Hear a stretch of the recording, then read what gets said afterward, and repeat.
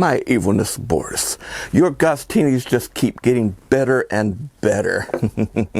Thank you for mixing me up a batch. Ah, my dear fiends, welcome to Monster Movie Night. I am your host and creepy old curator of Gargoyle Manor, the Monster Museum, Bobby Gammonster, along with my co-host, Boris T. Buzzard.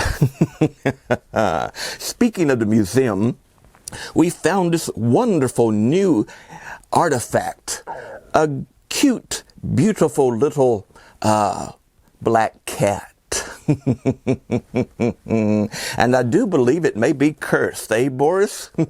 I mean, after all, once we found it and brought it back, we've been having nothing but trouble. A good kind of trouble, though, right, Boris? Everyone needs a tetanus shot now and then. Anyway, speaking of cats, you know, these felonious feline creatures have always held a fascination for us all, going back into the Egyptians and maybe even further. I mean, after all, the caveman days, we had saber-toothed tigers. Of course, mankind weren't friendly with the toothsome felines, but us monsters, of course, we were petting them long before they domesticated the little brutes. Of course, you know, it's also could be due to the fact that a lot of them are the felines, that is, may have started the human race by either coming from outer space or evolving here on Earth. Tonight's feature, which I must acknowledge right now, is a wonderful independent film made by Sarah Stephenson of Black Cat Films Productions. She's from the Australia part of the world. They're our cousins and fiends down in Australia. Good day, mate. We salute ya. Anyway, I'm sorry, Sarah. I tried with the accent, but I gotta stop doing that, right, Boris? Anyway, tonight's feature film was produced, directed, and made by Miss Stephenson. And it's a wonder little gem, if I must say so. It's made sort of like the 1950s, back in those days, black and white, and with a nice little plot. So, my dear fiends, let's turn right around here without, see what I'm talking about, trouble? I've nearly turned my table over already. Anyway, let's go over here and punch it into the old keyboard. It's called Attack of the Cat People. Excellent, excellent. Now, let's tune in to Attack of the Cat People. Did your mama tell you not to turn on the TV at night? How dare you!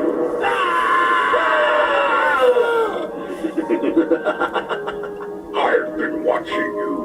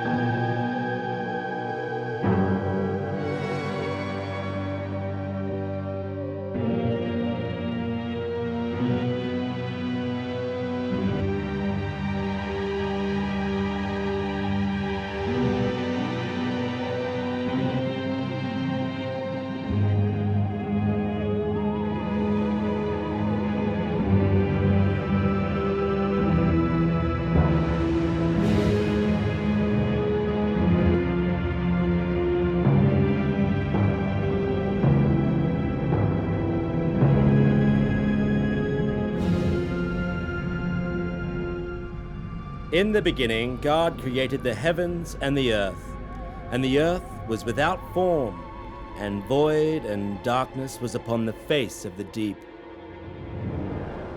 And the Spirit of God moved upon the face of the waters, and God said, "Let there be light." And there was light. Those few words magically created the Garden of Eden.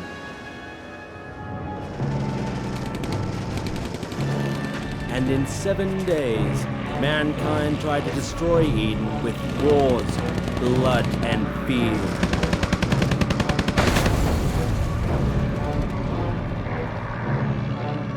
Later, God sealed the gate to the garden, and to this day, we continue the search for the entrance to be let back in again.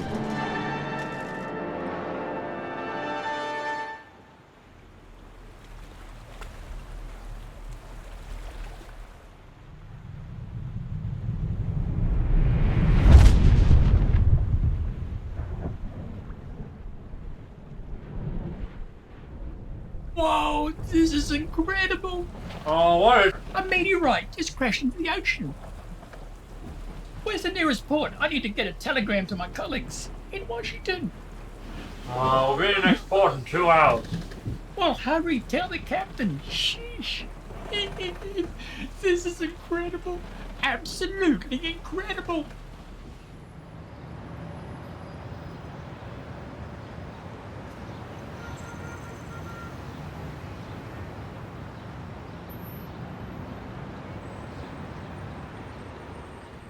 Now, I've called this meeting to discuss your upcoming mission. My colleague, whom is a marine biologist, he saw a large meteor fall into the ocean. It caused a horrible, rough tidal wave. He went to investigate and found the meteorite floating on the ocean surface. You've been selected because you're all masters in your chosen fields of expertise. Captain John Baker will be leading our group. He's led several successful missions for the Navy over the past 2 years. Dr. Fraser will be a biochemist. Dr. William, our geologist. Dr. Diana Lawrence, our environmental scientist. And Dr. Janet Reeds is interning with us as my laboratory assistant from another university. We want you all to examine this new meteorite and bring back any findings that you find. Dr. Elliott, I'm confused. Why all of a sudden is this meteorite so important? We've examined many meteorites in the past. The results are always the same. Very true, Dr. Fraser. We've received reports from our surveillance team that this meteorite has been growing plant and animal life on its surface. My colleague took the liberty of sketching a new form of cat-like creature that reside there, resembling a saber-toothed tiger from the prehistoric era. And this is why we're sending our team in to examine any further findings.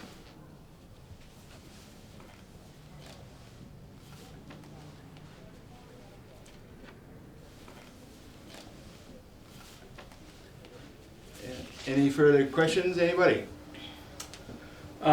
Yes, Professor. When do we leave? Immediately, Captain Baker. I've chartered a boat to take us directly to the spot where the meteorite fell. We're leaving at first light, so I suggest you all get a good night's sleep. You're dismissed.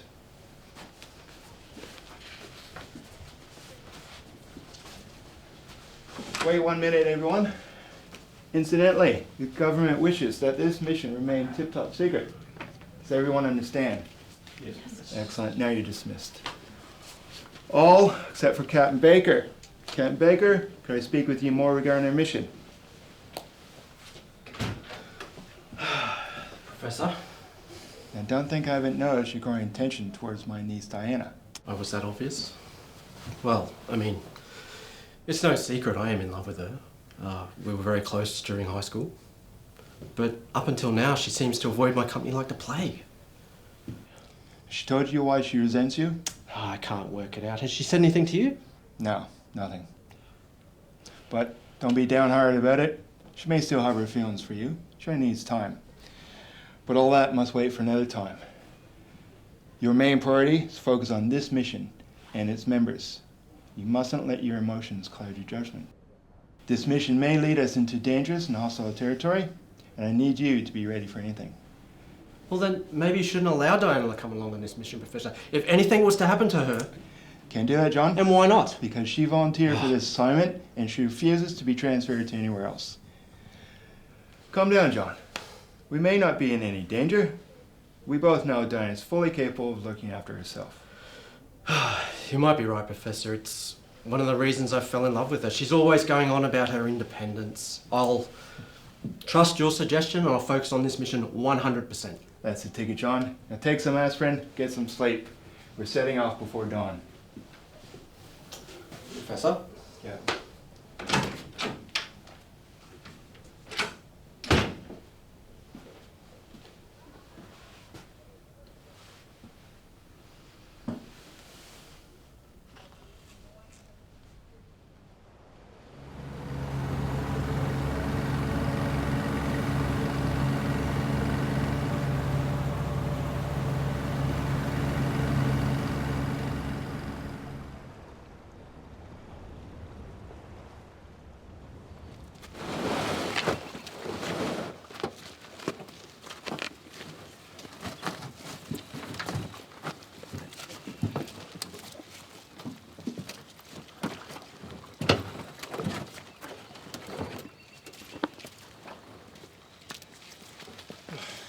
Finally, we're here.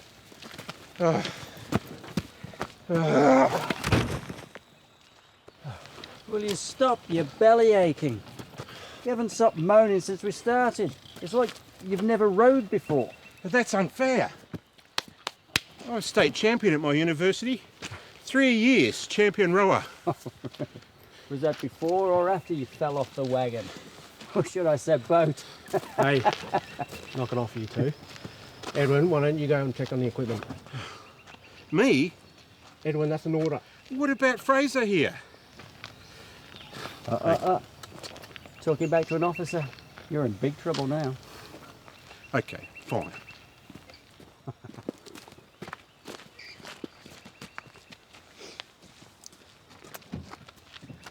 Need to get a move on before this sun sets. That's everything. Anything else you need, boss? No, that's pretty much everything. If there's anything else, I'll make sure to contact you. All right, I'll see you in a few days. Check this out! Wait for me!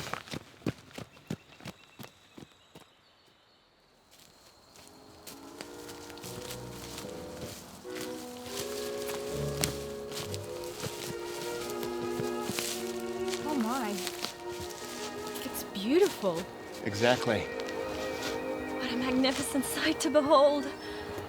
It's the forgotten Garden of Eden.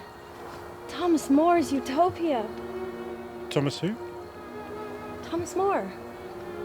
The philosopher, author, statesman. I mean, how is this even possible? This meteorite only arrived recently. Well, it seems to have the ability to evolve faster than anything on Earth. I mean, plant life growing in several hours, not several years. Well, as the person in charge, I suggest you should be the one to christen this meteorite. Very well. From this day on, this meteorite shall be called Utopia, after Thomas More's artistic vision of paradise.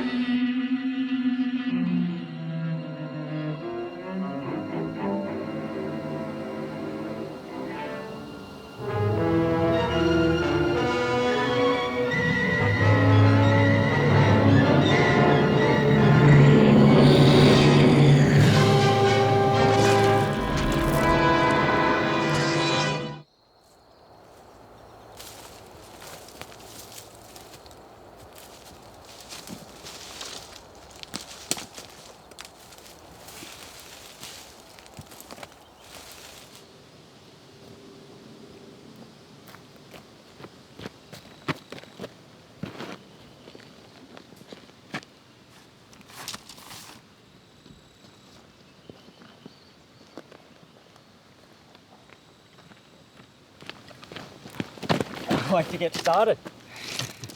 Okay, better get going. We want to pitch camp before dark. I'll be with you shortly. I just want to check over some equipment. No, someone should stay here and help you. I mean, who knows what kind of hidden dangers are out here. I'll be fine! I don't need a babysitter, Captain. Okay, fine. Here. Take this. You know how to use it?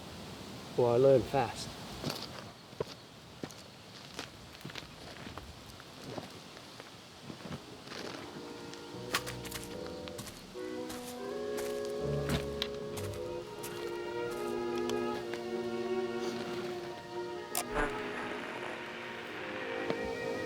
Black Eagle.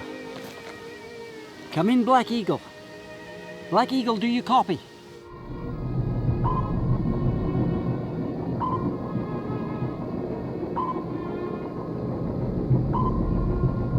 This is Black Eagle. Over. Have arrived at meteorite. Wish to know if you want me to proceed with stage 2 of the plan. Permission granted. Carried on mission. Understood. Over and out.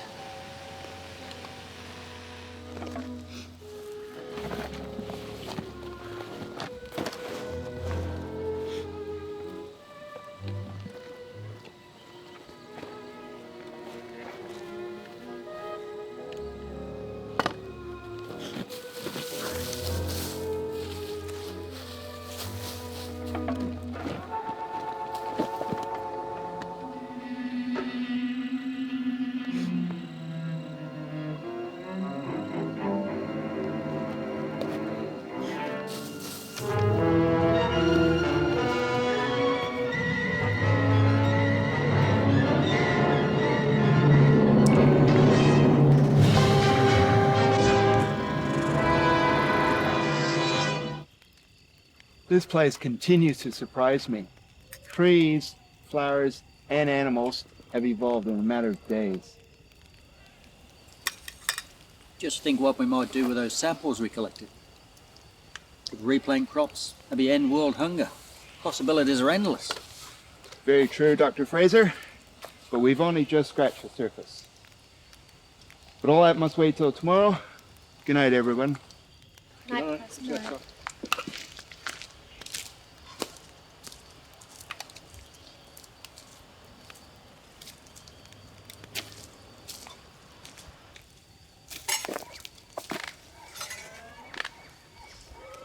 Hi, John.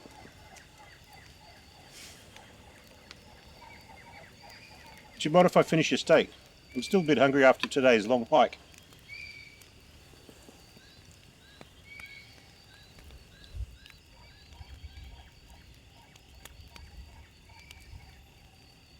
I was thinking about asking Diana out on a date.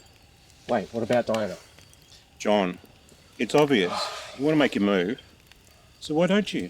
It's not that simple, Edwin. She's complicated. You can't just walk up and just talk to her like that.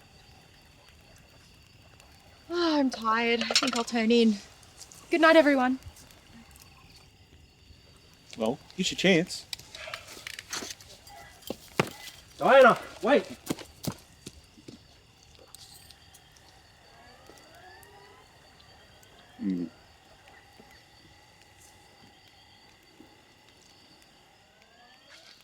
Diana, can we talk? Don't you mean Dr. Lawrence, can we talk? Fine. Dr. Lawrence, can we talk? About what? The mission, Professor Elliot, Utopia? No, none of that. I want to talk about us. Listen, John. I've moved on, and so should you. It's nice to have you on this trip, but let's keep it professional. So save the sentimental feelings for someone else. Diana, I mean, Dr. Lawrence, we need to discuss this.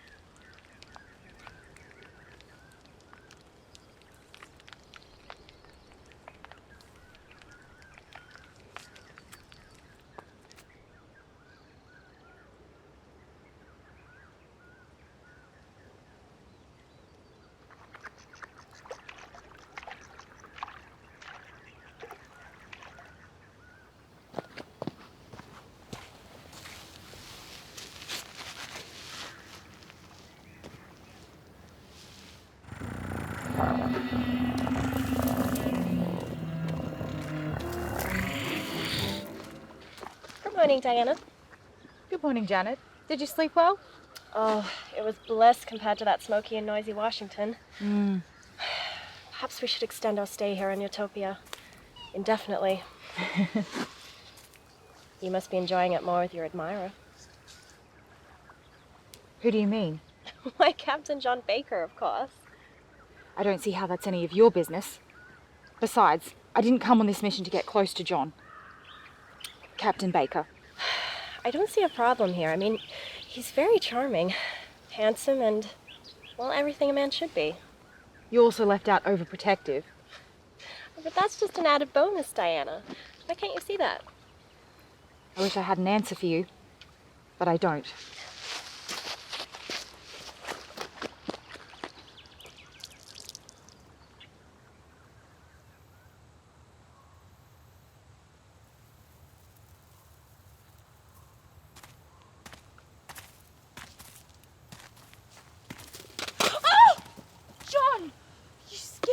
I did get you. I also heard what you said back there. Oh, so you were listening into my private conversation, were you? I better go. Professor Elliot is waiting for you for my lab report. Wait. Professor Lawrence, remember? And I could put you on report for this. Don't fight this. We had something so special all those years ago.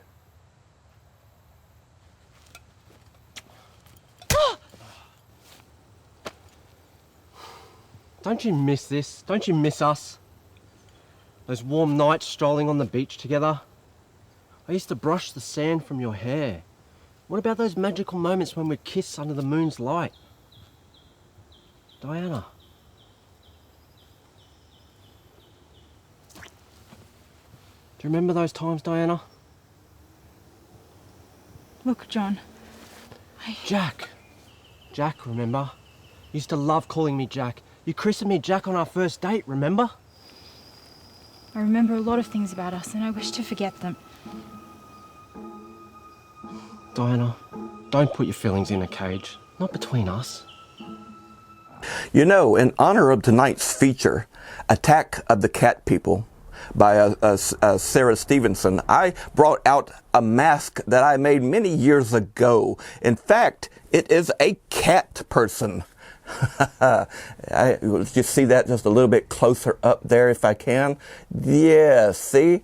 It's one of my early jobs, as it was a very, very early jobs, but at least I got the ears pointy and I've got some fangs and a little bit of whiskers there, and the coloration, of course, is sort of a black cat theme. Right, Boris? Anyway, I made this some years ago in my workshop and I used to make creations of latex and other things.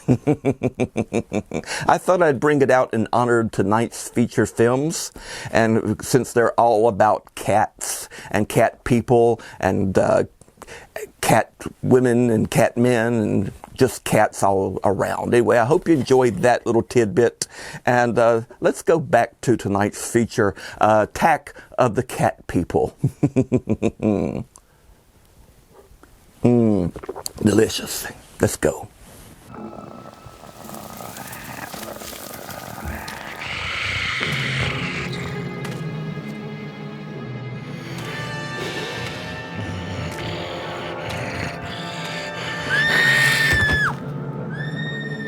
Janet! What was that? It's coming from down the lake. Let's go.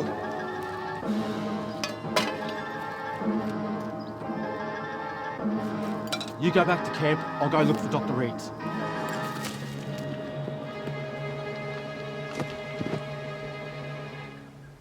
Oh, thank God. Why aren't you back at camp? It's not safe here. I wanted to see if I could help in any way. How is she? Her pulse is normal, that's a good sign. I'm not sure what happened here. John, is Miss Reed's all right? She'll be okay. I'm not sure what frightened her. Where's Dr. Fraser? He's gone off exploring meteorites. She's beginning to stir. Dr. Reeds. What happened?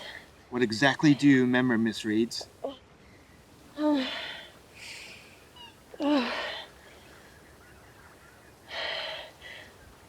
think I remember. Oh, it was a terrible thing. All in black. With sharp claws. And it was reaching out to me. It's all right now, Miss Reeds. Miss Reeds must be suffering sunstroke. She's dreamt it all up. She must have seen some deer and it frightened her. I didn't dream it, Edwin. And it wasn't a deer that I saw. It was a... Professor! Professor, look! Unbelievable. Who or what could have made that footprint? No ordinary animal could have made those tracks. In the size and distance, I'd say this creature walks on 2 feet. What does this mean? It means we're not alone on this meteorite.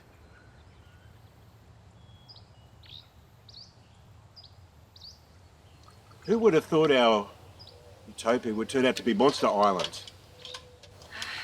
Doesn't bear thinking about. This creature isn't like anything I've ever seen before. I dread the creature may come into our campsite. You have nothing to worry about, Janet. You have trusty old Edwin here to protect you around the clock.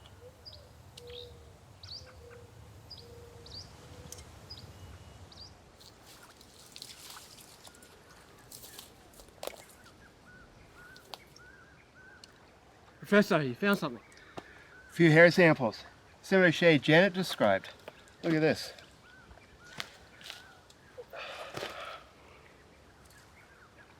What of it? This could tell us more about the creature's DNA. From what I can see, this creature is neither ape or any kind of animal that walks on 2 legs. John, I think we might be looking at an evolved species.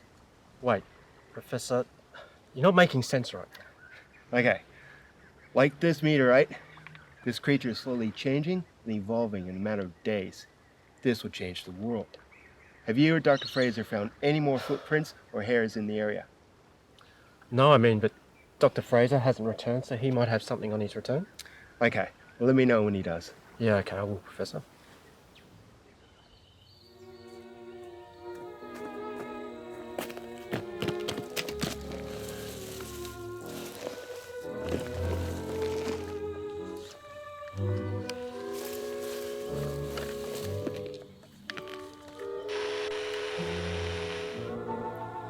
Black Eagle. Black Eagle, over. New developments in mission. New forms of life exist here. Have found samples of said creatures. Wish to hear your orders.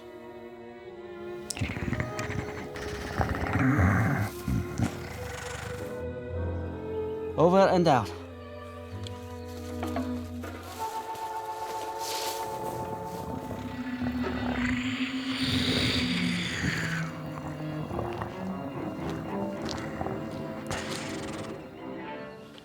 Professor, I'm starting to get concerned. We need to head back to camp before it gets dark. What's the matter? You afraid of the dark? No, but after what you've just shown me, I'm more concerned about leaving those 2 girls alone. You're right. When we get back to camp, arrange with Edwin and Dr. Fraser a night watch. I have a funny feeling this creature might attack us. Professor! Professor! Edwin, what are you doing here? You're supposed to be back at camp. Oh, I'm sorry, Captain Baker, but this is important. Professor, someone or something has destroyed our radio. What? When? I don't know, but I went back to the campsite and all the wires were pulled out. And some of our supplies are gone too. Okay. Good job, Edwin. You need to go back to camp. And Edwin, report back to us if anything else is damaged or stolen. Yes, sir. John, this is unbelievable. These creatures are more clever than I realized. What you're failing to forget, Professor, is they've destroyed our only means of communication. That basically means we're stuck on this island with these monsters.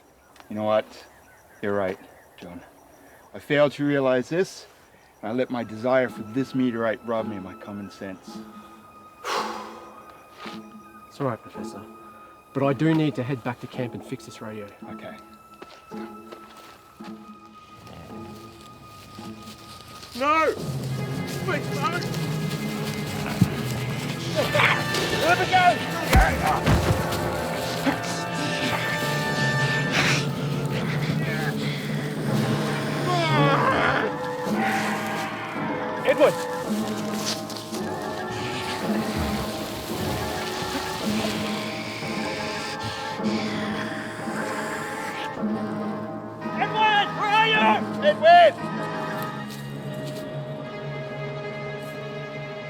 creature must have taken Edwin.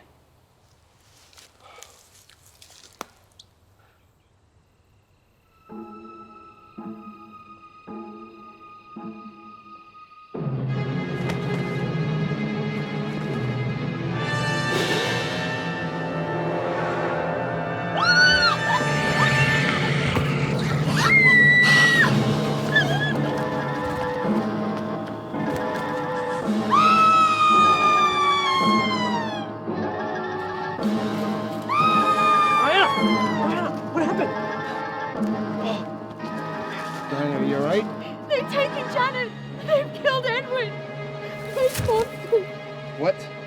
You mean there are more of those creatures?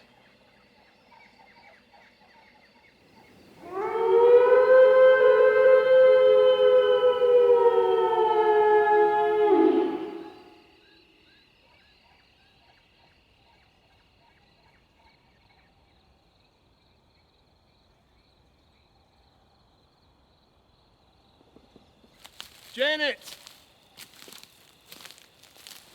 Janet! Miss Reeds! Where are you?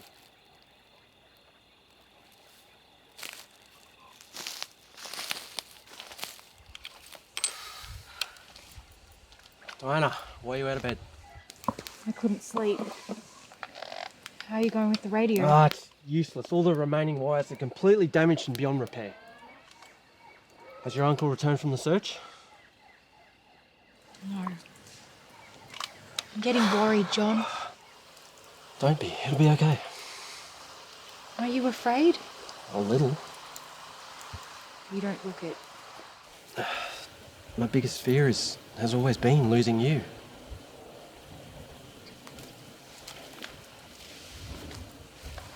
We can't find a trace of Janet. Those creatures must have mutated from the saber-toothed tiger the previous search team discovered. This is incredible. An extinct creature from the prehistoric period has not only been born, but has evolved something new and intelligent. Have you got the radio working?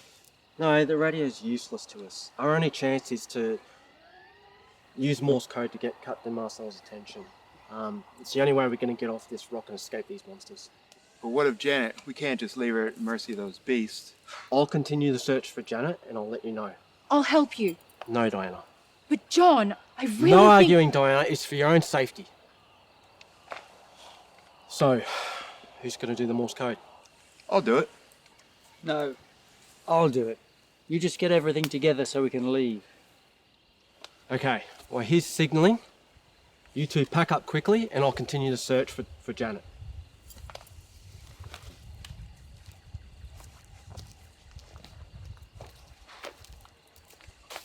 John, wait. John, wait. I was wrong. About everything. About us. About me. I'm not gonna let you disappear from my life again. I'm going with you. No, Diana, you can't. It's too dangerous out there and I couldn't bear if anything was to happen to you. But Jack! Diana, I'll be back, I promise. You have my word on that. Kiss me. Kiss me like there was no tomorrow.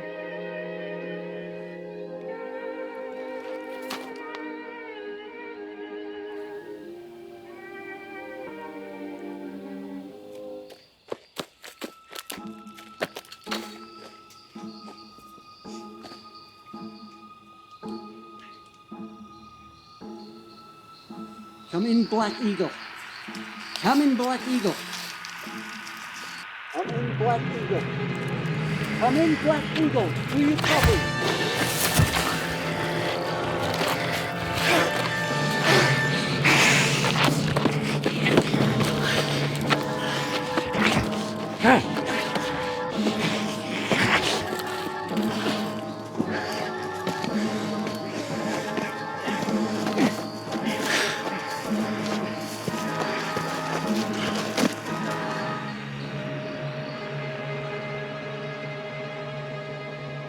Professor Fraser! Professor Fraser!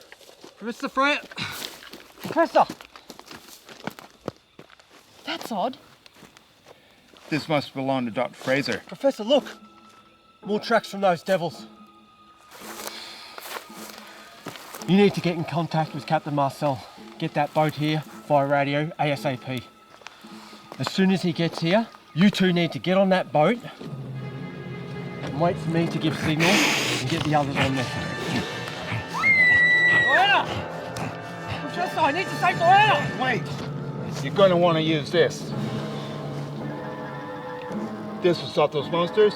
It'll also destroy this meteorite. I've been dreading this moment for a long while, and I was hoping it'd never be used. It's a high-powered explosive that will destroy this meteorite. Wind this to set the fuse. Set the timer for 1 hour. Press this button to start the countdown. Take it and save my beloved niece, John. Godspeed, John.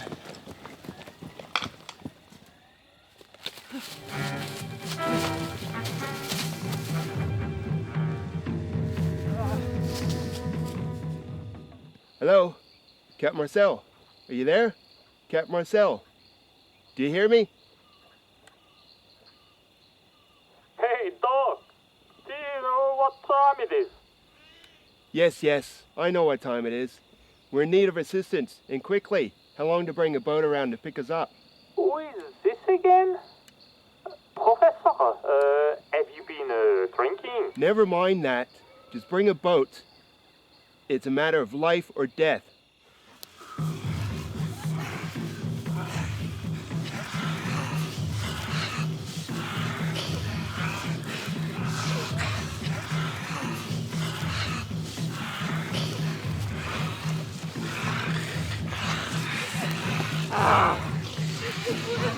What is happening? What is going on? What are they doing to us? It's obvious, isn't it? Can't you see from the lack of women? They're planning They're planning to breed with us.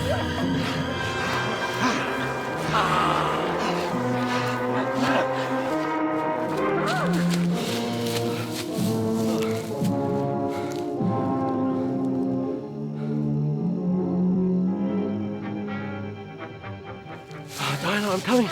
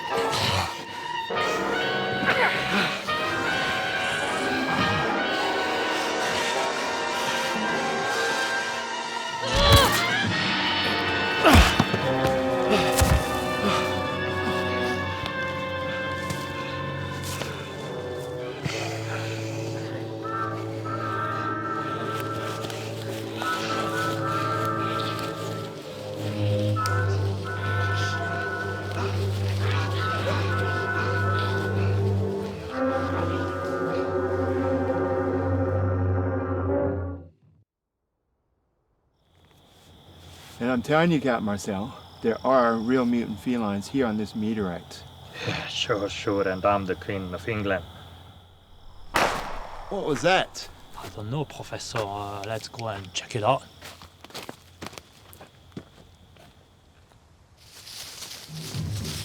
Go, keep going, keep going. I'm not going without you. No, Diana, go!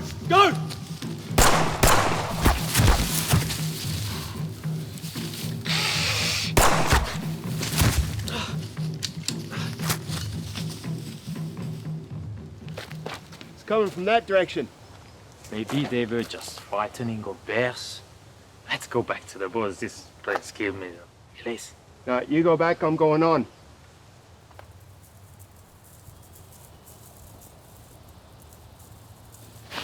Hey, wait for me.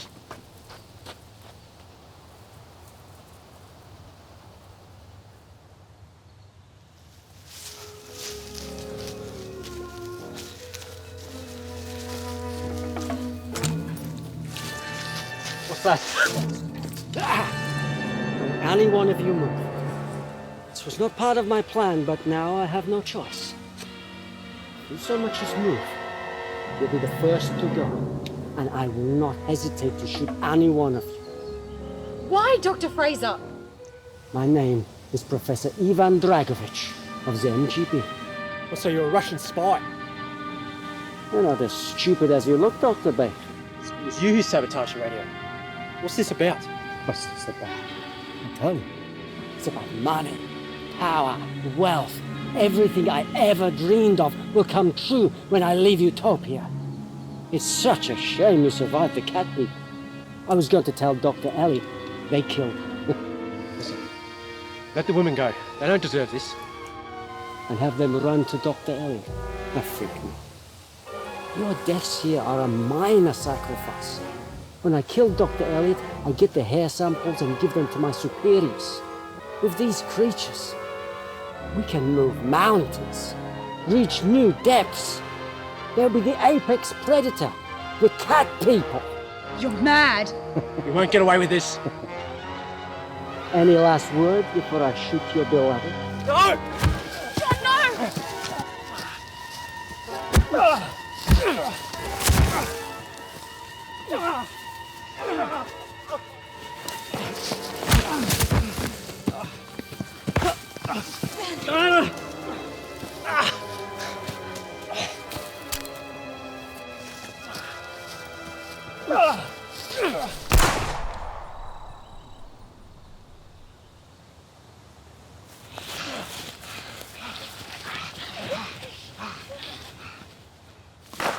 That sounds like a gunshot. Come on.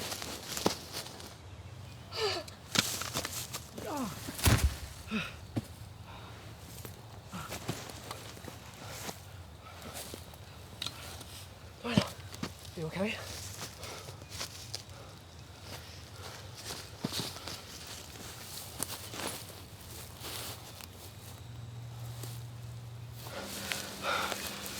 Hey, John, where are you? Yeah! What happened to Dr. Fraser? Is that a gunshot wound? He tried to kill us. There's no time to explain. We need to get out of here. How long till it takes to get to the lifeboat? No more than 15 minutes from here. Right, let's get a move on. Take care of Janet. Come on, let's go. Hey, let's go this way. Diana, come on. Diana!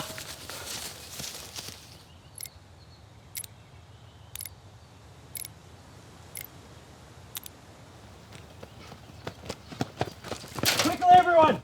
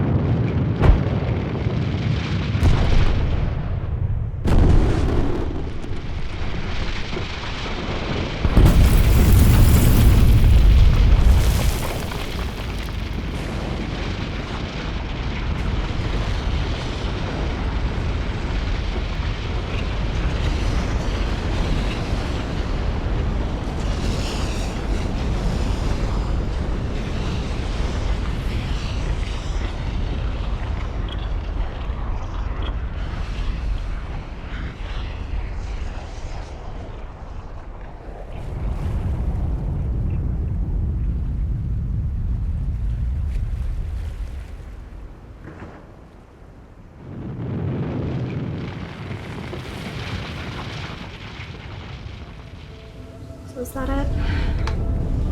Is paradise lost forever? No, Janet. I don't think so. I think it's only the beginning. A new world has been opened up to us. It's up to all of us to make this world a better place. But maybe this world isn't ready for Utopia. Someday, I believe God will open up its pearly gates to Eden, and we will finally realize there's a living paradise awaiting us. Till then, we'll need to learn how to live in this world with all its imperfections and harsh realities. Isn't that right, John? John? John and Diana.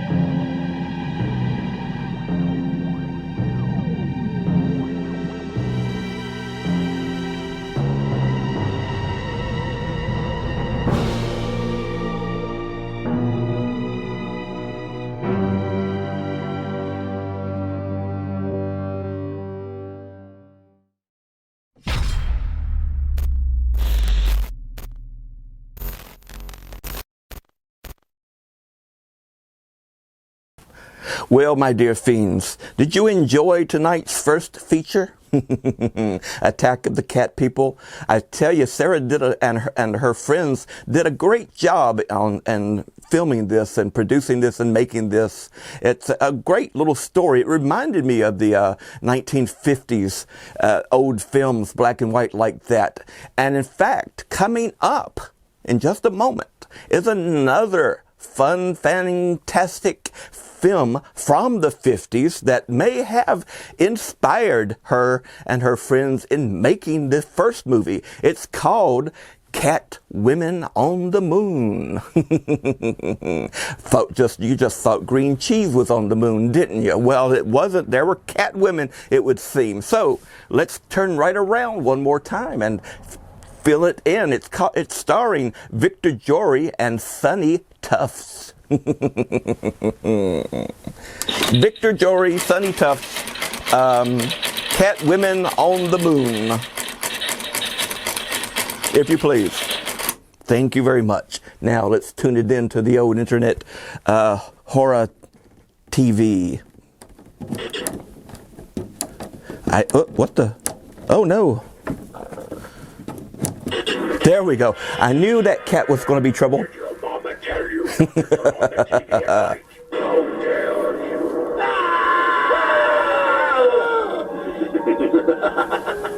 I've been watching you.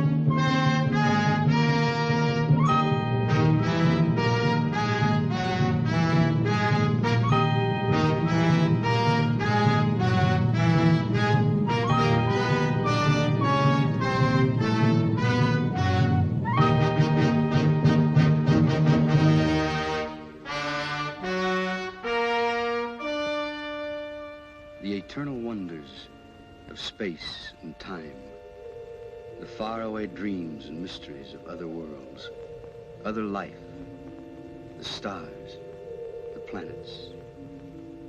Man has been face to face with them for centuries, yet is barely able to penetrate their unknown secrets. Sometime, someday, the barrier will be pierced, Why must we wait? Why not now?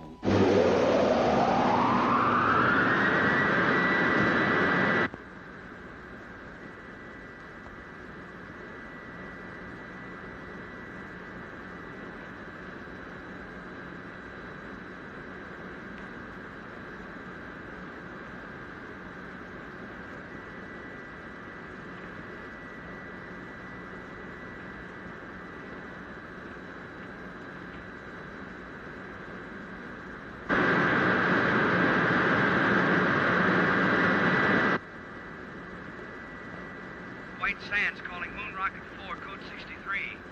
Can you hear us? White Sands calling Moon Rocket 4, code 63. Can you hear us?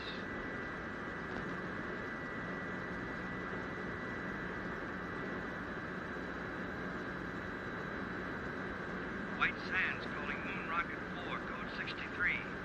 Can you show any sign of recognition?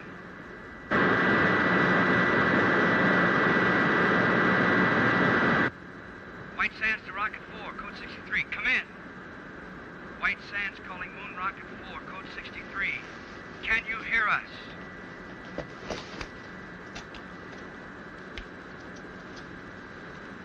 White Sands calling Moon Rocket 4, code 63. Can you show any sign of recognition? White Sands calling Moon Rocket 4, code 63. Can you show any sign of recognition? Well, what do you know?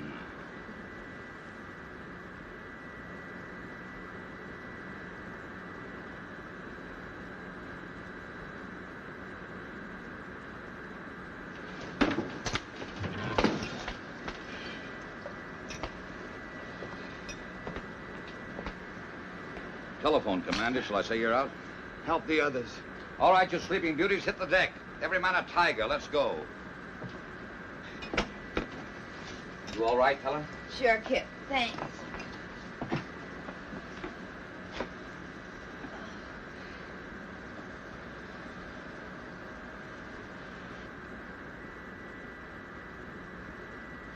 In space. We made it.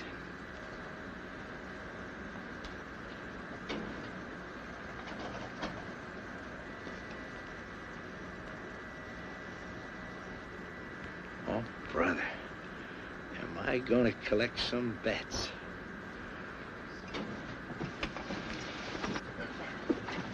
White Sands to Moon Rocket 4, code 63. Come in.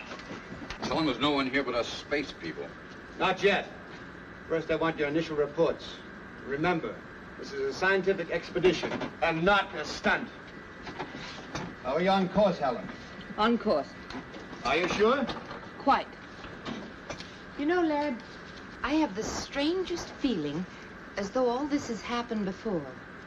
White Sands to Moon Rocket 4, code 63. Come in. Rocket 4 to White Sands. Granger speaking. Can you hear me? Can we hear you? Come in.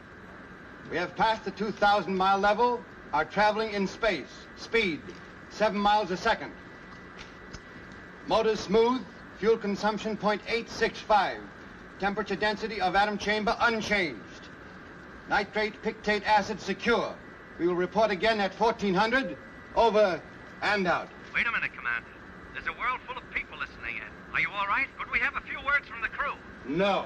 Oh, come on, lad. Don't be stuffy. All right, speak from your stations, but be brief.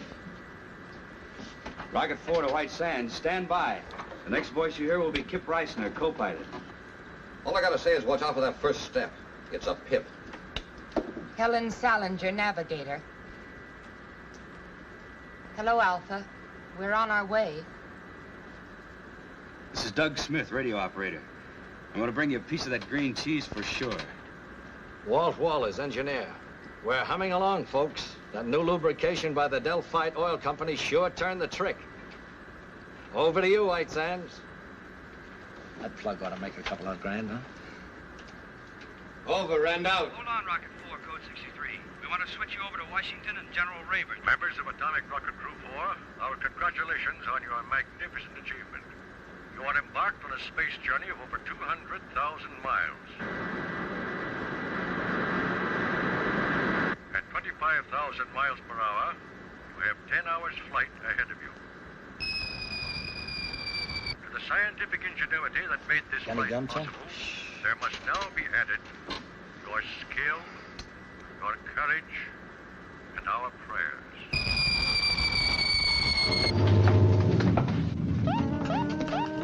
Weight balance to right. Something's embedded in our rear section. The atomic chamber. Heat radiation going up fast. Must be a meteor. Can we shake it? Maybe centrifugal force will dislodge it. Well, then, most certainly.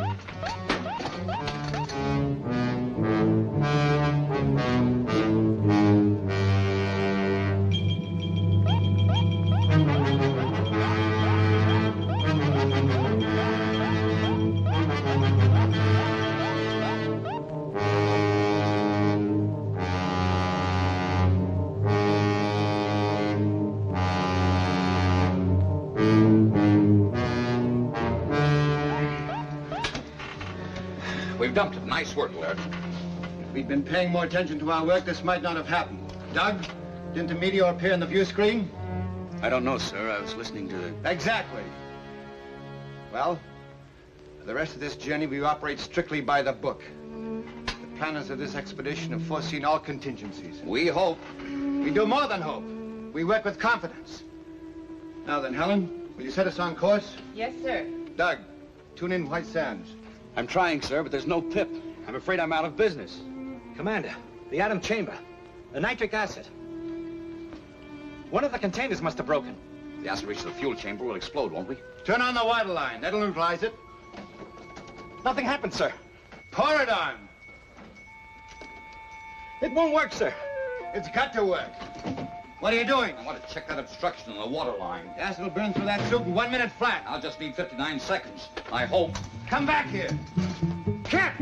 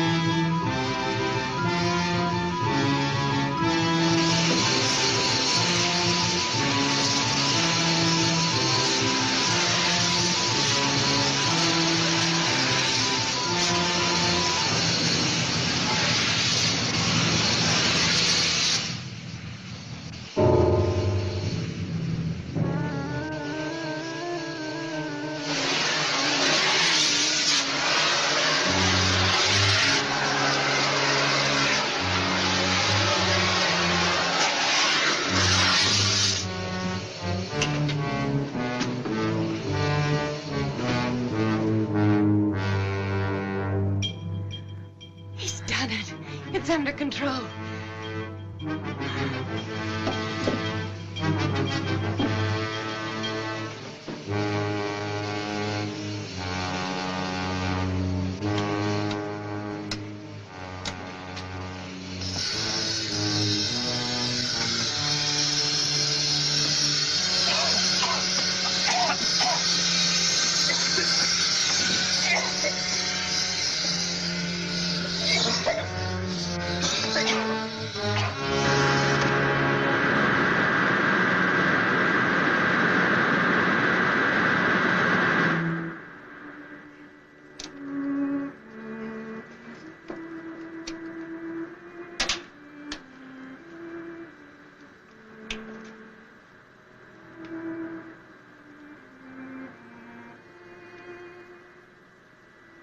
Every man a tiger. Let's go. Well, I guess I'm not out of business. You must have skin like a rhinoceros. It didn't even blister. We can't all be beautiful. Is Laird sore? After all, I did go over his head. Well, he gave us another lecture on discipline. He's right, you know, Kip. We came only this far because we did it by the book. Some things aren't in the book. I'm okay. Go and talk to Laird. Go on. After all, you're his girl. For the duration of this trip, the only relation I have with Laird is a scientific one. This is no time to pamper with the emotion. I bet you got that from him. It's true. It's hooey. You can't turn love on and off like a faucet. Believe me, baby, if I ever fell in love with you, I'd chase you across the world, around the moon, and all the way stations in between. Go on, beat it. All right, hero. I'll go talk to Laird. But if you don't mind, it'll only be about our landing.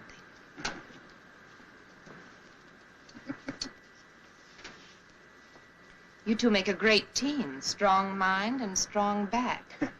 I suppose so.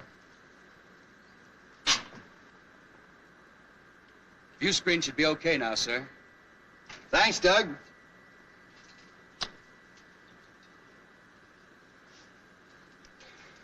Helen, who is Alpha? Alpha?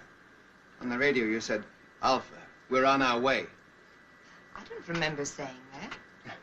Probably just a touch of space madness. You know, there's one school of thought that we'd all go insane.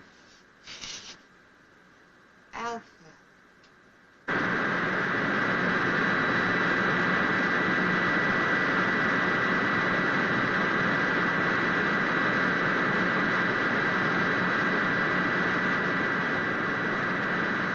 You better pick your landing spot and start figuring.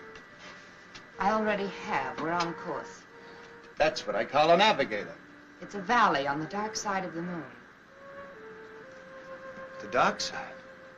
But how could you possibly know anything about the dark side? All man has ever seen is the bright side. Well, the bright side cuts across part of this valley. You can just barely see it on the photographs. Well, why there?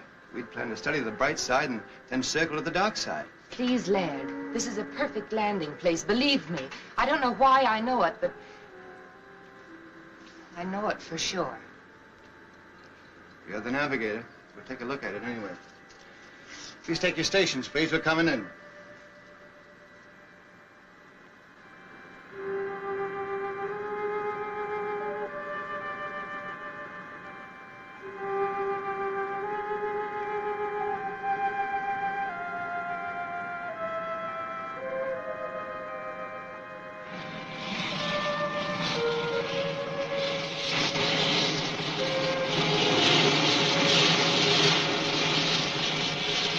Start the retarders, Walt.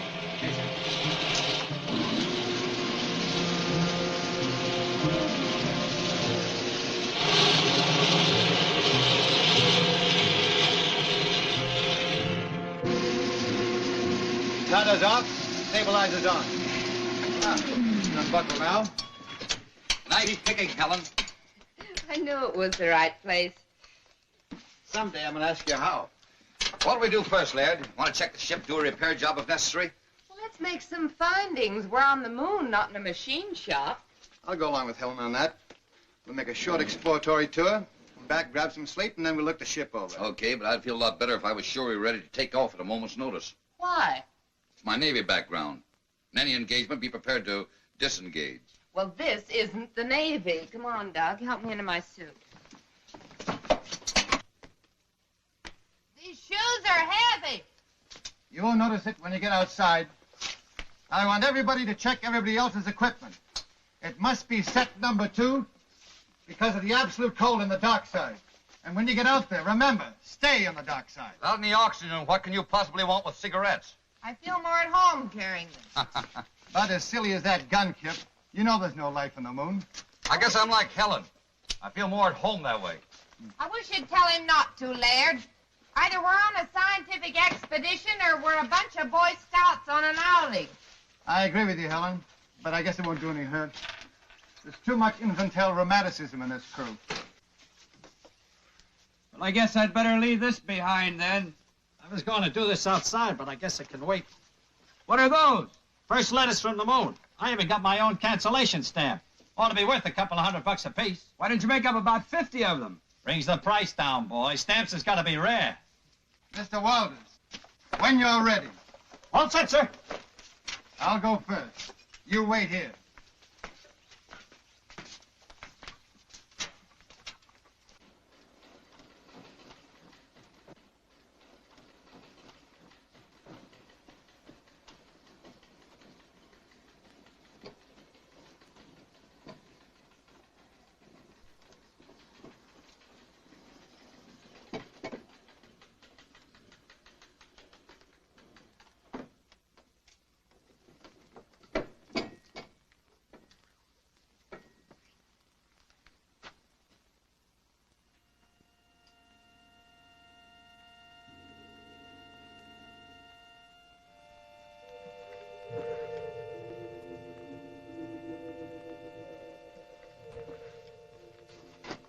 It works.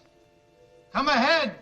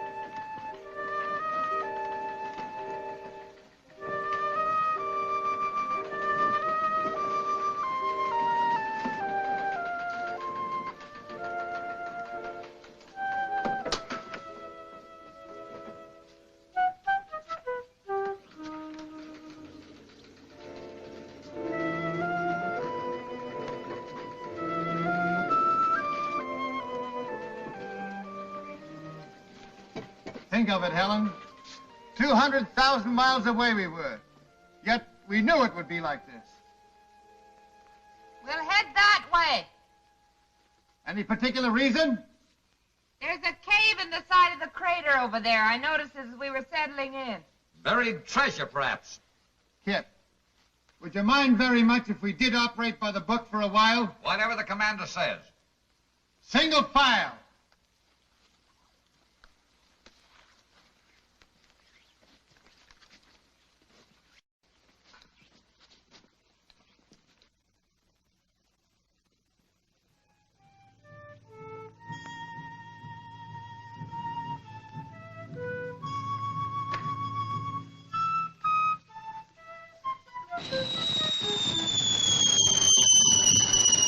Look out! Meteorite!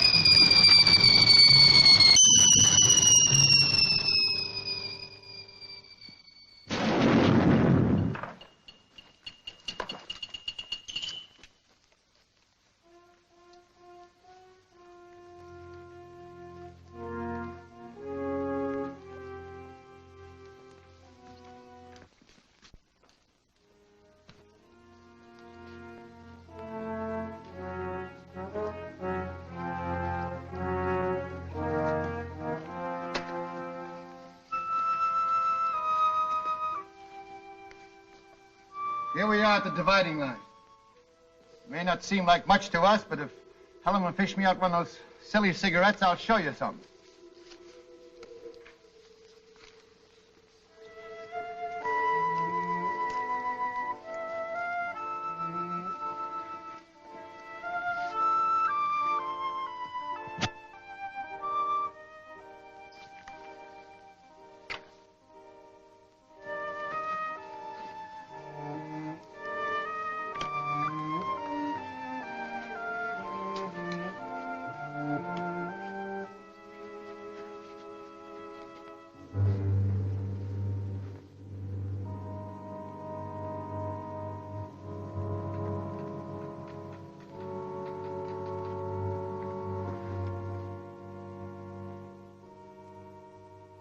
There it is.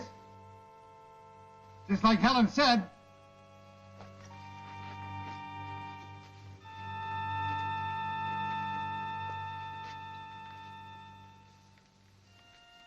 I wonder if the commander would permit an observation.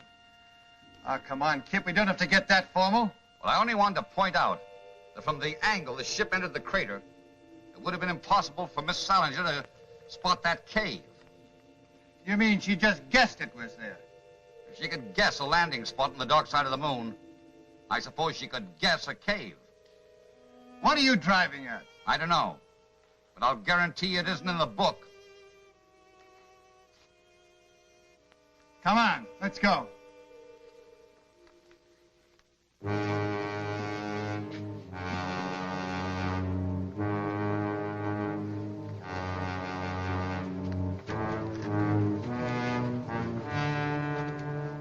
Magnificent. Let's go in. Might as well. Wait a minute. Wouldn't it be wise for someone to stay behind and guard the ship? I don't think anybody will take it. Helen! Helen! Come on, big boy! Stay right where you are. I don't want to lose anybody.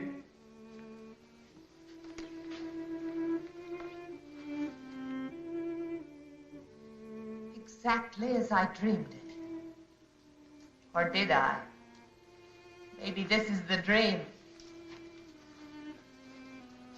It's pretty weird. Have you had enough? If you're tired, we can go back. No. We go on this way.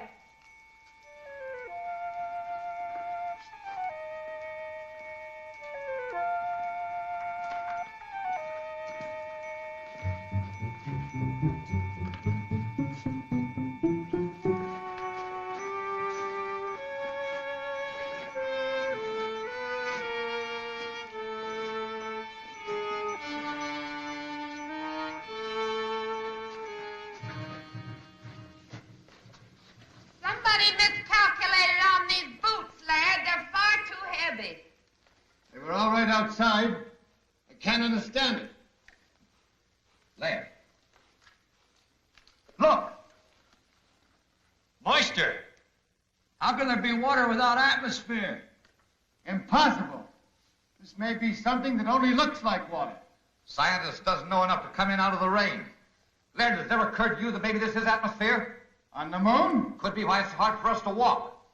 Well, this atmosphere has got to be gravitational pull to hold it. Even I know that. We'll go back and get our instruments. That won't be necessary. This will prove it. It's burning. That means oxygen. One at a time.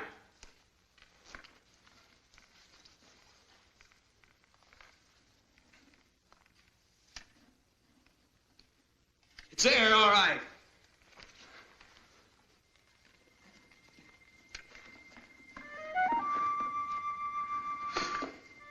Wait till I tell him I was the first man to breathe on the moon.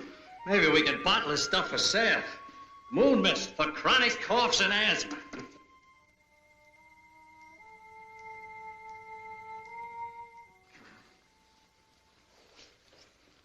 Well, Laird, you'll have to admit that one wasn't in the book. How do you figure it? That makes you very happy, I suppose. No? Just curious. Magnetic field on the dark side could exert a gravitational pull, a special one. Of course, we'd have to verify it. And this is a natural decompression chamber, isn't it, sir? We're almost at the end. How do you know we're almost at the end? Well, it stands to reason the air isn't stuffy, so there must be an opening nearby. All right, we'll leave the suits here. Well, I know one thing that goes with me. This. Where there's oxygen, there can be life. And where there's life, there's death. There you go again, Kip. Why is it that the unknown always frightens people? Why can't we expect love and friendship instead of death? I'm all for love and friendship, but I worry. Now, if you don't mind, Laird, I'll take the lead. But I do mind, Kip. In fact, I was about to suggest that you bring up the rear.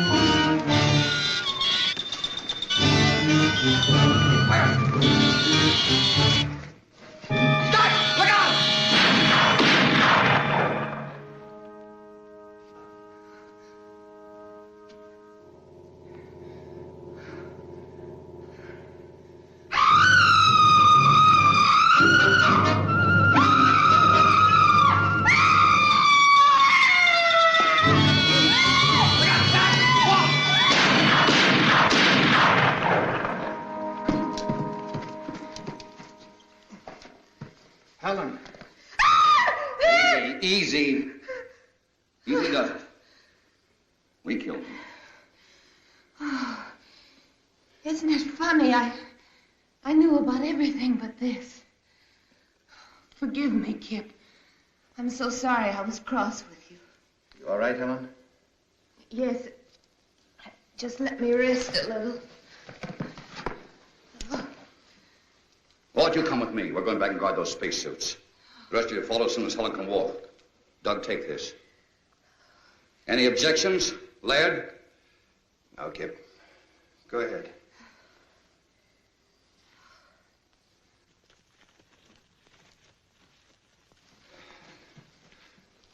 Come on. Let's go. Look around.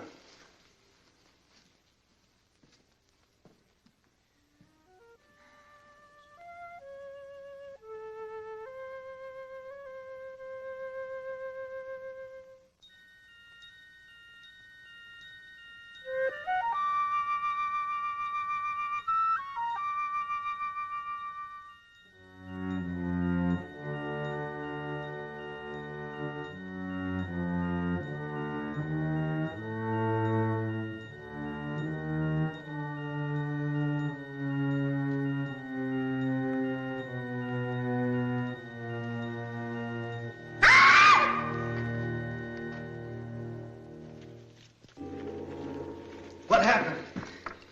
Nothing. I just opened my eyes and missed you. I'm all right now. Should we go on? Kip and Wall have gone back to suits. You can join them if you're able. Back? Why back? I think we've had enough for one day. No. You've been listening to Kip. He's just afraid. I don't think Kip was afraid of anything, Helen, but we don't know what's ahead. Well, I'll tell you then. Adventure, discovery, knowledge. Isn't that why we came? Of course, but another day. Now, if you don't want to come with me, I'll go on alone. You listen to me. I'm still commander of this expedition. You're not my commander.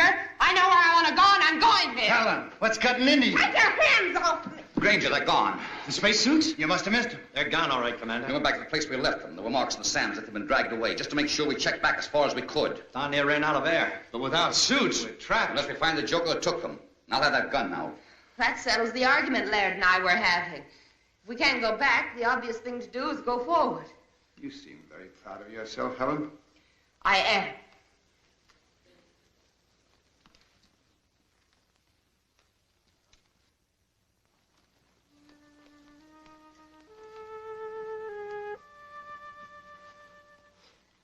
There it is.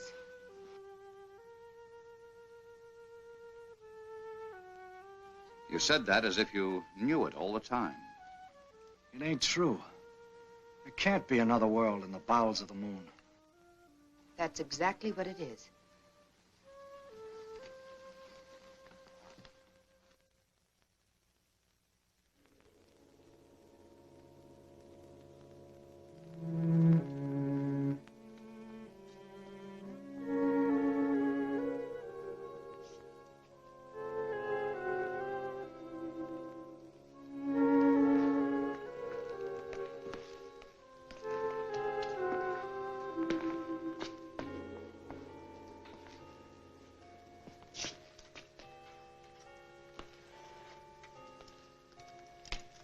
Cold. I'd say there hasn't been a fire lit in this place in many years, perhaps centuries. Probably an extinct civilization. Took some form of intelligence to steal those spacesuits. Of course it did. And a very high form to build a place like this. You seem to know all about it. What do they look like? Hey, come here.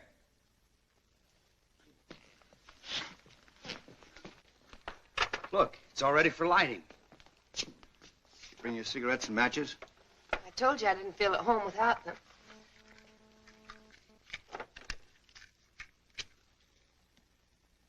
Oh, that's better. I was getting a mighty lonely feeling. Helen, I asked you a question. What? You seem to know this place was here. What else do you know? Nothing. Certainly I've never been here before. I must have dreamed. Did you dream who stole our spacesuits? Of course not. I grant you, Kip, this is something we didn't foresee. But let's not lose our senses completely. Somebody stole our suits. That somebody must still be around here. Hey! You out there! Hey! You out there! That guy sounds lost. Come on, Doug. Let's look around.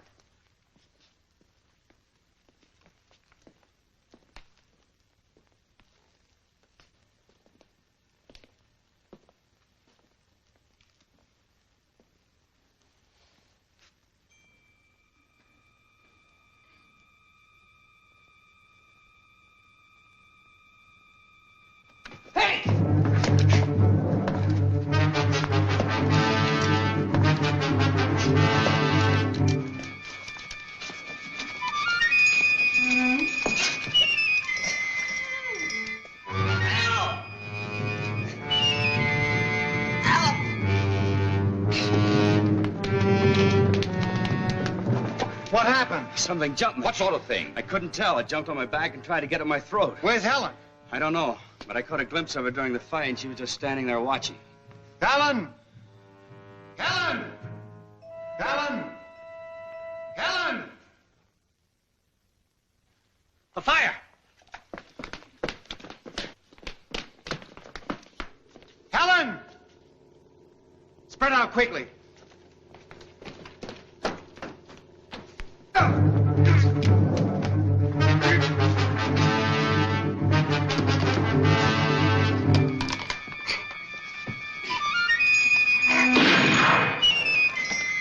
I got one over here! Let's have a look at it.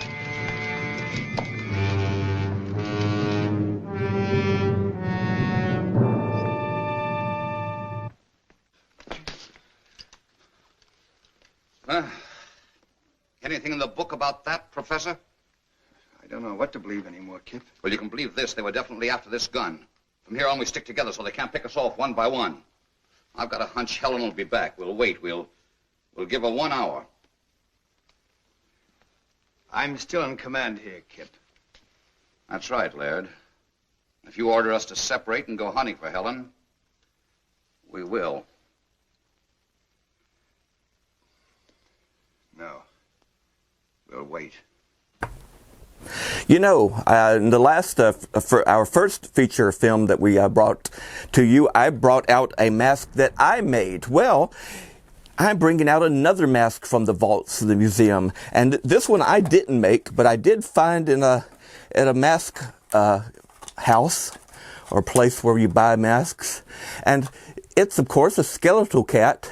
But once you put it on, you can actually make it talk by moving your mouth. And of course, some people says that that was a natural for me. Mostly Boris here. Anyway, once you put it on, you just sort of up and down and talk regular, and it opens, and you can actually put in here and get it to open way wide like that, you see. And of course, if you put in a black silk over top of your own regular face and head, and maybe insert some glow-in-the-dark eyes or something, that would make the effect really even more spooky, right, Boris? Well, my dear fiends, let's go back to tonight's feature, Cat Women on the Moon.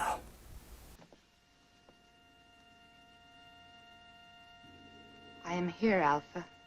It has been a long journey, Helen. Welcome to the moon. This is my second-in-command, Beta. And this is Lambda. The others you will meet in time. But there's still so much I don't understand.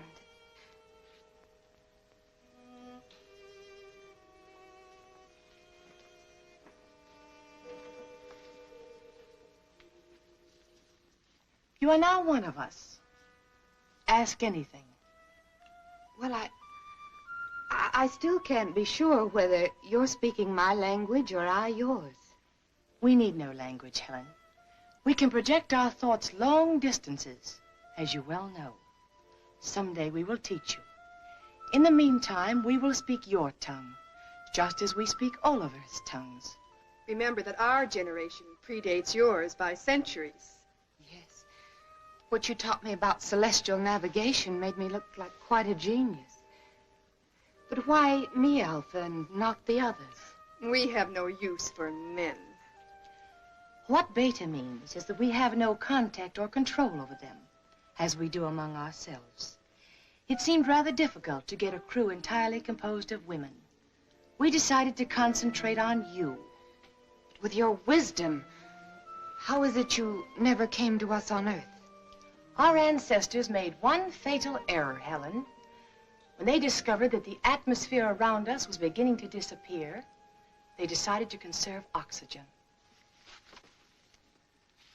Do you know what that meant? Maximum energy reduction. Planned genocide to reduce population. Then, when we discovered we were only postponing the inevitable, it was too late. Our only hope was that a spaceship would come to us. And now that we're here, you will take back only 3 of us. We 3. Only women? We have no men. But my knowledge is limited to navigation. Can you run the ship without them? They will teach us how. But you said you had no control over them. Show us their weak points. We'll take care of the rest. It's strange. I should care what happens to them. And yet I don't. No. You see, we don't care. And you are one of us.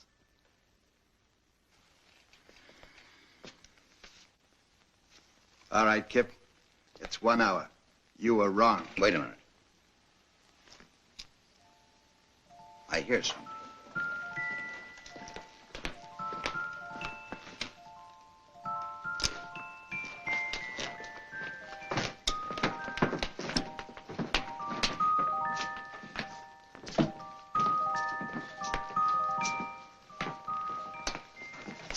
Where have you been?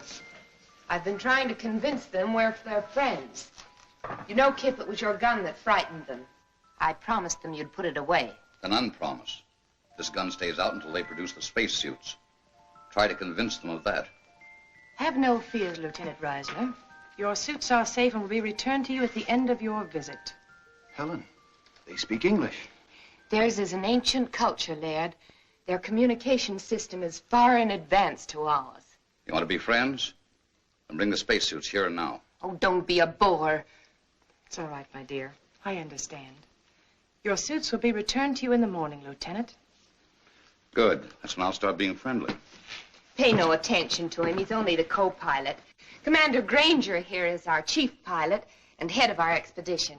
This is Doug Smith, radio operator, and Walt Walters is our engineer. I don't know all of their names yet, but this is Alpha, Lambda, and Beta. And most important of all, here is food. Alpha? Yes. They seem to have mastered the art of mental telepathy. I don't understand it yet myself, but she was sending me messages all the way. Should we take a chance? Why not?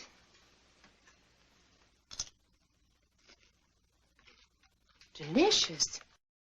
Tastes a little like honeydew melon.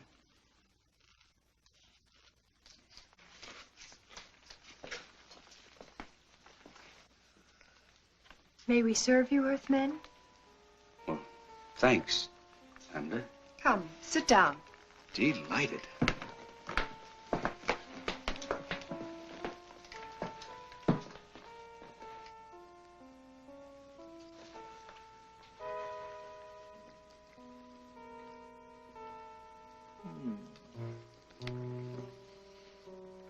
Come on, Kip, it's great. I brought my dinner with me. Rations? You must be nuts. Yes, sir. This is a nice layout.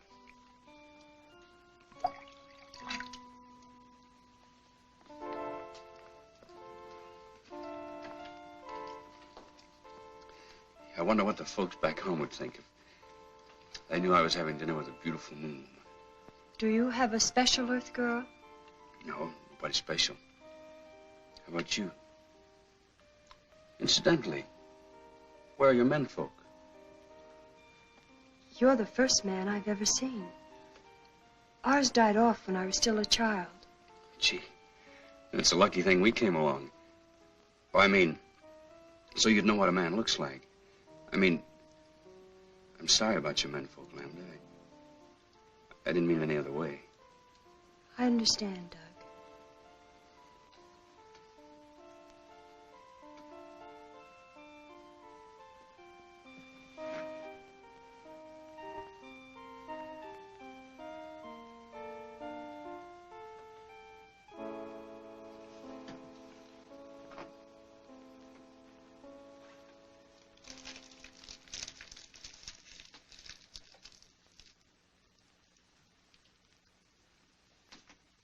But after the navigator has set the course, how do you adjust this automatic pilot? Well, that's pretty complicated, and besides, it's restricted information. But, let's talk about your people.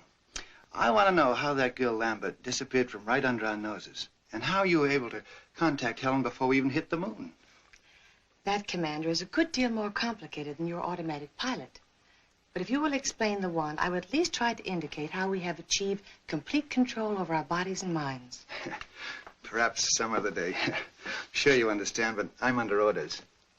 As you wish. Some of our wine?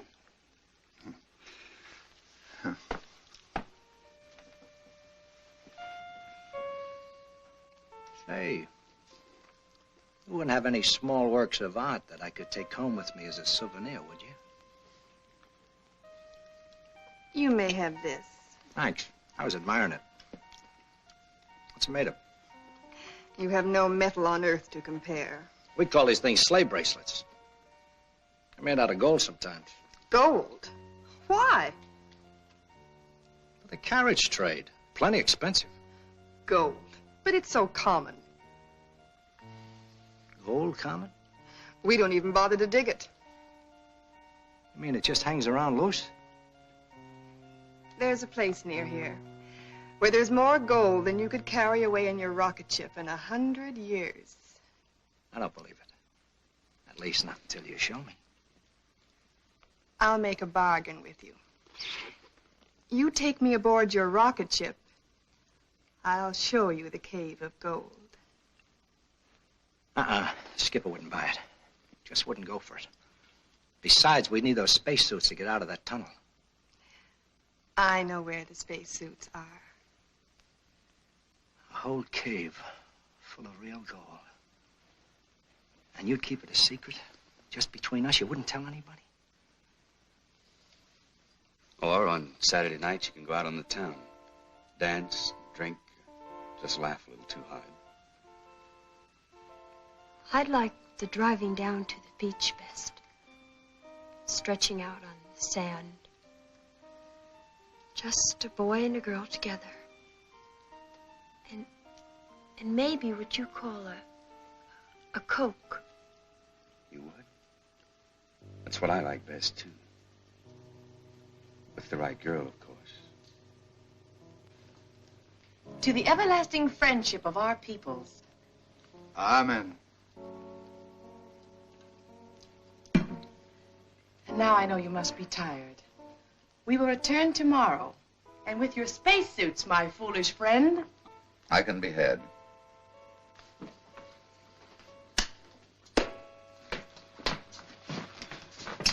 Well, I hope you had yourselves a time. If we didn't blunder ahead and start a war between the worlds, it's no thanks to you. No thanks asked. Question is, who's going to stand the first 2-hour watch tonight? Helen? What for? Walt?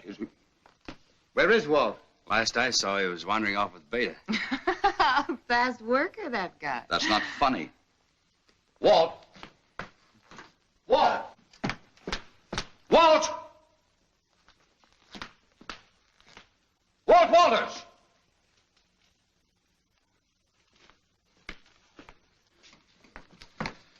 Didn't we agree to stick together? I don't think he's in danger, Kip.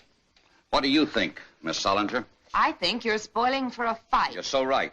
Would you like to step into my private office? Anytime. Kip! Don't worry. I won't slug her. Doug, stand guard. Okay, Kip. This way, Miss Solinger.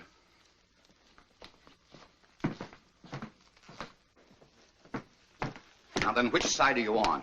I didn't know we had sides. I'm convinced you deliberately led us into this.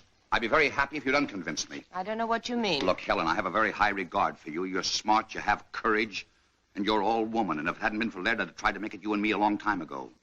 Flattery will get you no place. Helen! Take your big hands off me! Not until you level with me. Oh, come on now. I'm not hurting you that much. Don't let go, Kip. Helen, what's the matter? Danger, Kip. They want to kill you. They'll take the spaceship and they'll make me go with them. Well, how? They can, Kip. They control me. Control you? Even with Laird, I liked you best. But Laird knew more, and they wanted me with him. They don't control you now, do they? No. But hang on. Hold on tight. You're doggone right I will. You're doggone right.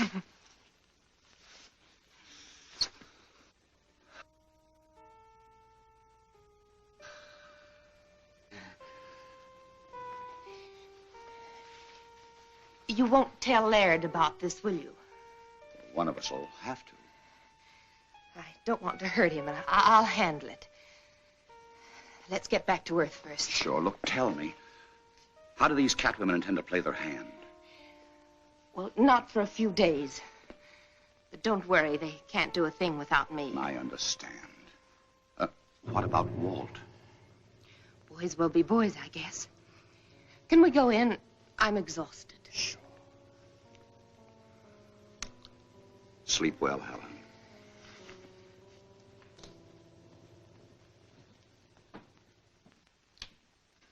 Well? You were right, Laird. My apologies. She's a fine girl. Of course she is. You know, there's a lot of things I don't understand yet. But you can be sure that there's a perfectly valid and scientific reason for all of them. That's right, Laird. These people may be far ahead of us in many things. Not as far as they think. What do you mean? Nothing. We'll talk about it in the morning. Let's get some sleep. And I don't think we need to stand guard. By the way, if Walt comes back, eat him out on general principles, will you? You're the expert at that. You got my full permission.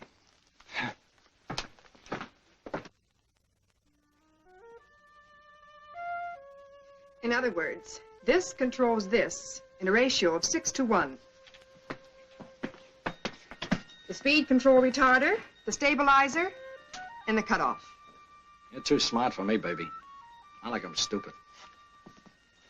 Why don't you stay on the moon and let me do your job?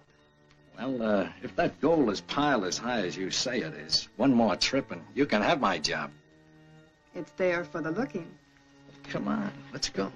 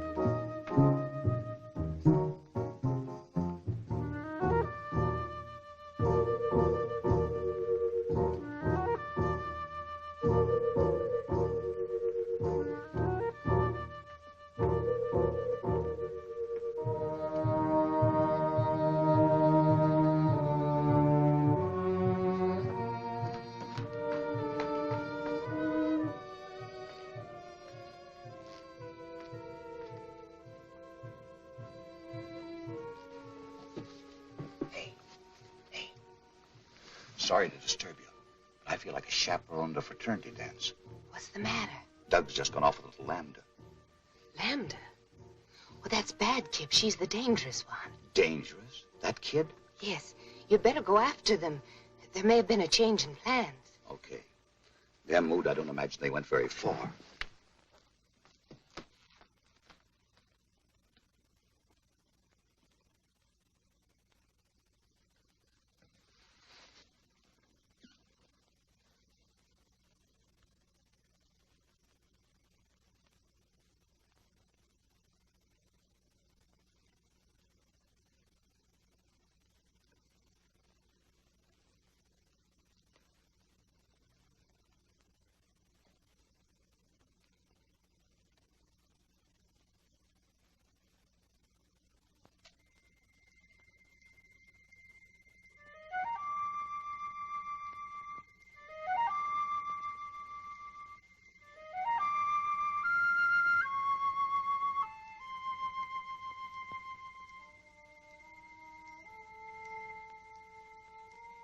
Ada, it's really gold. Yes, Doug.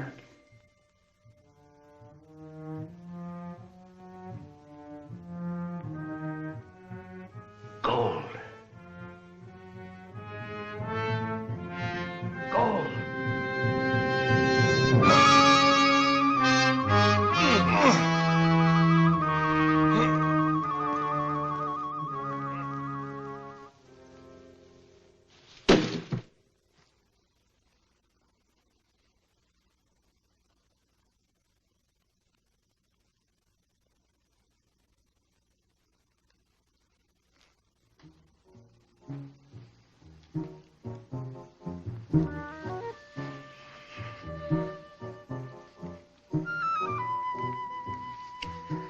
What's the matter? Go away, quick, quick. But why? If it's anything I said or did. No. No, please save yourself. From what? From me. Because I love you, Doug. Yet I must kill you. I love you too, Lambda. And I'm not afraid. Oh, listen to me. The survival of my people is at stake.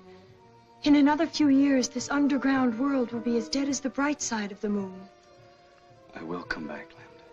I promise. The ship is only the first of many. But don't you see, we must be sure. 2 million years of civilization. Does one gamble that on a promise? Lambda, I will come back.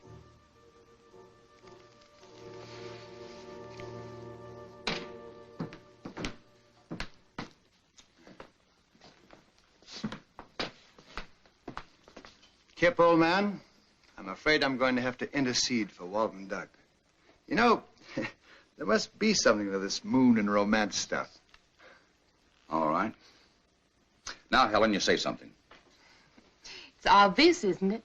All that poppycock I told you out on the terrace was just to get you to go away. Now go away, will you? That's what I'd like to do. But I'm sure not getting any help.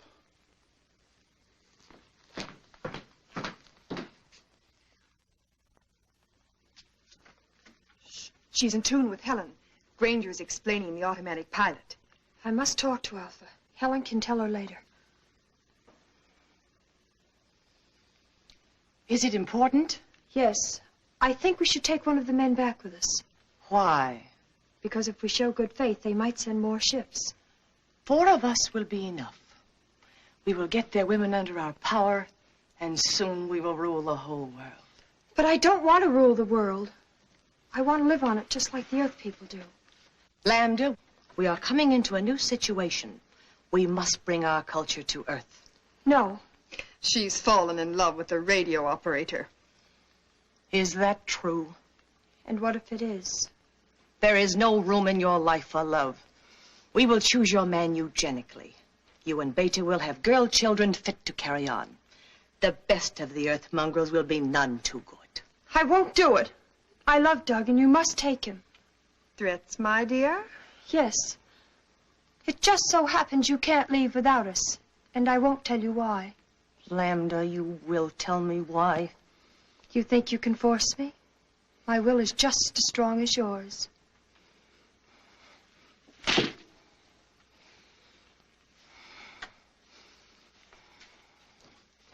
And now we have no time to waste.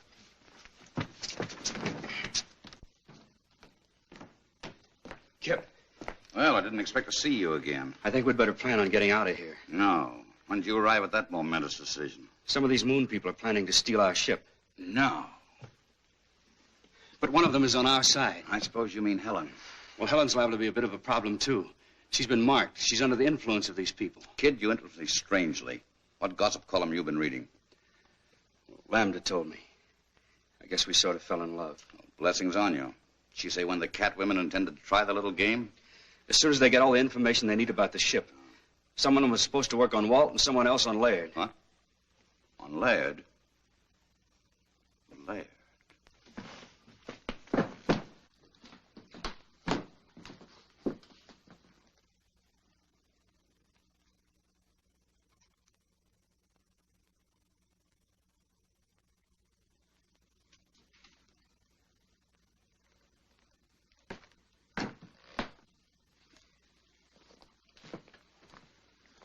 Where have you been?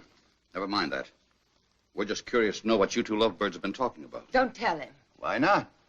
Afraid you'd be very much disappointed. We were just talking shop. Anything wrong with that? No, not a thing. Except the cat women are out to steal our ship, and Helen's tied body and soul to them. That's a lie. I resent that, Kip. What's your evidence? Well, for one thing, Doug got the dope from little Lambda. Oh. For another, Helen told me herself. We were out on the terrace, No. and she told me to hold her tight. Not to kiss her, but just to hold her hand. Let go of my hand! Not this time, baby. Oh, thank you, Kip. Thank you. Now, let's set the record straight. Are you in love with Laird? No. Have you been bleeding him for information to pass on to Alpha? Yes. And who do you really love? You. You take your... Don't let go, Led! Led! Stop it! Stop! Led! Led!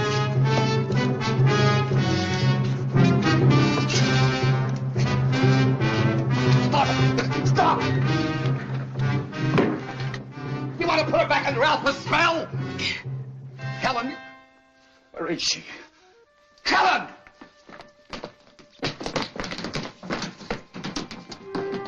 Doug, they're on their way. I couldn't stop them. Who? Helen, Alpha, and Beta.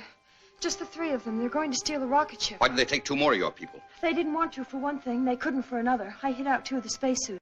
Case we're still in business, provided we can stop them before they reach the ship. Who goes with me? Doug. Let's go. Comes a time when you can't find it in the book. I know that now.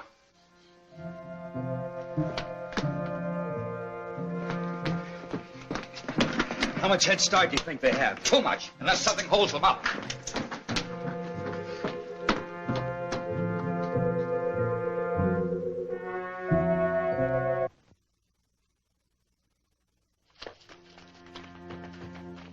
Lambda, Would you leave me? but you turned against us. How could I? It was a moment of weakness. Wait for me here and I'll get another suit and join you. It's a trap. Come on. I won't let you go. Helen, look at me. My will is as strong as theirs. They'll kill you as they've killed Walt. Stay here. You will come with us. Don't listen. Stand firm.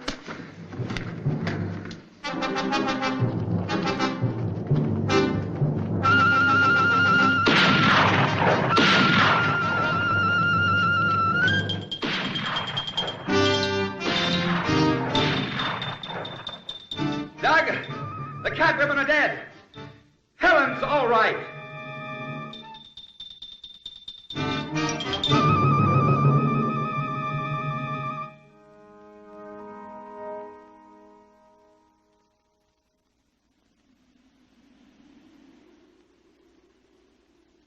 And as for you, young man, what's done is done. Is your radio okay? It's okay, sir. Contact White Sands. Tell them we're coming in.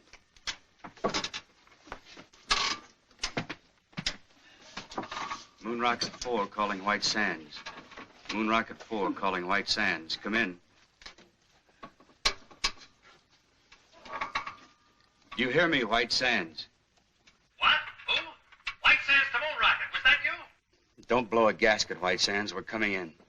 Leaving Moon at 0117 your time. But what happened? That is a long story. Over to you now.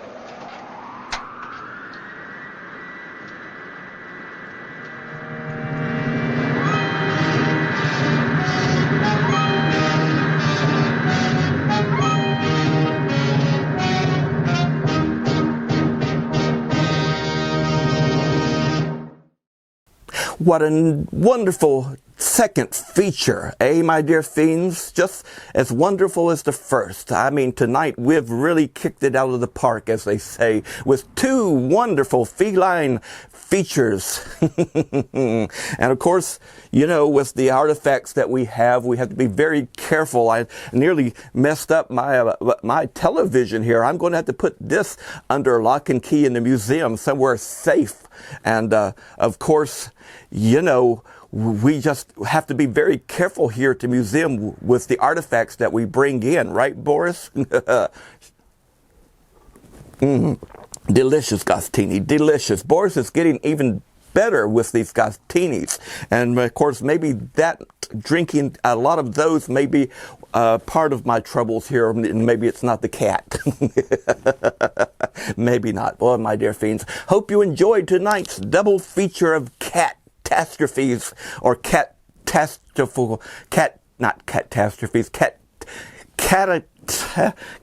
no, not catatonic, just wonderful films. Well, my dear fiends, go back tonight and dream of cats and felines and have unpleasant dreams, as they say. Until next time, as always, keep screaming.